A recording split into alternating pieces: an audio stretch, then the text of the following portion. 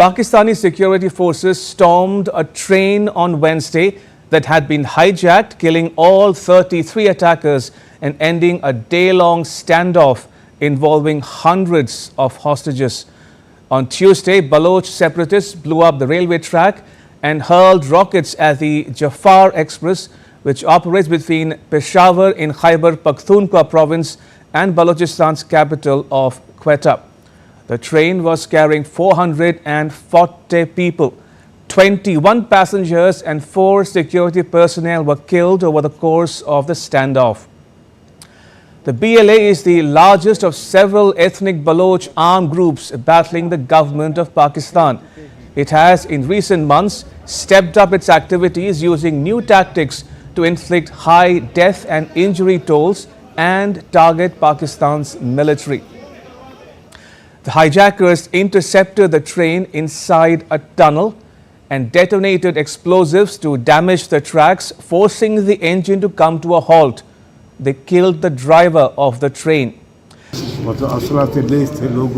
People were attacked and the attackers caused a lot of damages to the passengers. Passengers were injured and some passengers died. Pakistani forces engaged in an intense gunfight with the rebels after surrounding the tunnel. A section of the hijackers were reported to have split into smaller groups and fled into the mountains, taking some hostages with them. The security forces were in pursuit, but the rugged terrain made rescue operations that much more challenging. The hijackers had demanded the release of Baloch political prisoners and missing persons. They threatened to destroy the train and execute a certain number of passengers if their demands were not met. They allegedly separated passengers based on their identities, particularly targeting those from the province of Punjab. A passenger who managed to escape after trekking for 4 hours through the mountains recounted that the hijackers shot 2 soldiers and took away certain passengers based on their identity cards. Junior Interior Minister Talal Chaudhary told GeoTV that the hijackers were wearing suicide vests, further complicating the rescue efforts. Chaudhary said that the Pakistani Air Force and Special Forces had been pressed into action. A makeshift hospital had been set up in the area to provide medical aid to the rescued hostages. Prime Minister Shehbaz Sharif condemned the attack, calling it a cowardly act carried out during the holy month of Ramzan. Now, Balochistan has seen a surge in violence in recent months. In November, a suicide blast at Quetta railway station killed 26 people and injured 62.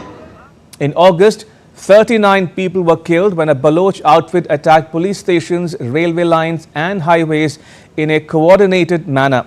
34 more were killed in retaliation by the Pakistani security forces.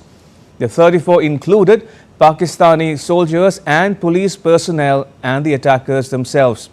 It is a difficult time for the entire nation. Our security situation is not that ideal, but it also has its own factors. The government of Balochistan and its security operators are trying their best to improve the security. The hijacking has once again drawn attention to the worsening security situation in Balochistan, a region plagued by separatist insurgency and state crackdowns. The Baloch insurgency has been around for more than 7 decades, but it has taken a serious turn.